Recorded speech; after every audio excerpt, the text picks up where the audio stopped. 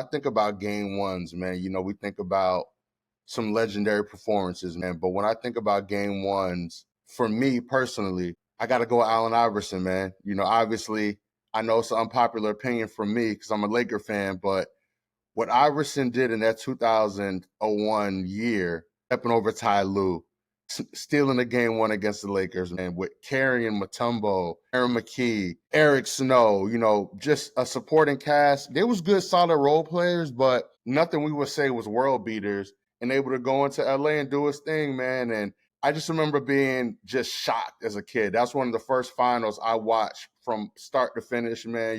And I think that game cemented Allen Iverson's legacy. We all know he crossed up Jordan, had the cornrows, the tattoos. He embodied hip hop culture and what we looked like, sounded like, wanted to be like.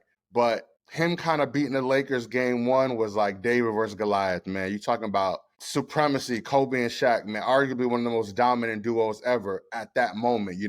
We ain't seen nothing like that since Scotty and Mike. So for Iverson to go in game one and just take down the champs, because Lakers were undefeated up to that point. They swept through the playoffs. Iverson at all of 5'10", that man is 6 foot, and just go in there and dominate. I got goosebumps, man. That's one of my favorite game one moments. What about you, man? You already know where I'm going, man. It was 2018, I think, finals it was, where LeBron went off, man. No Kyrie.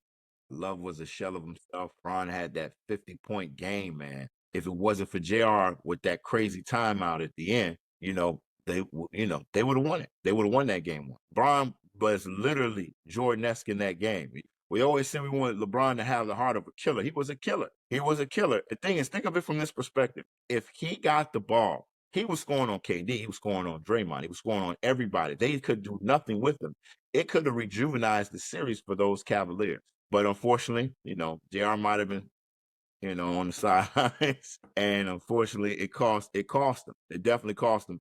But just looking at that game, this is the way we always wanted Bron to play. So the fact that he played that way and played crazy, I mean, that was probably one of the greatest game ones that I've ever seen perform. My favorite versions of Braun is when Braun's aggressive, where Braun's not being political. He don't care about what nobody think. My villain LeBron, when he was in Miami with the black mask, love that Braun. And obviously that 2018 Braun, where it's like, bro, just get on my back, pause, and I'm gonna take y'all to the promised land. Yeah, JR had the blunder, and that definitely killed the momentum. And I think they would have possibly won the series, but yeah, I hate to put it on my guy JR, but that was like one of the momentum shifters that they couldn't recover from. Yeah, he could have But had 3 rings if he didn't do that.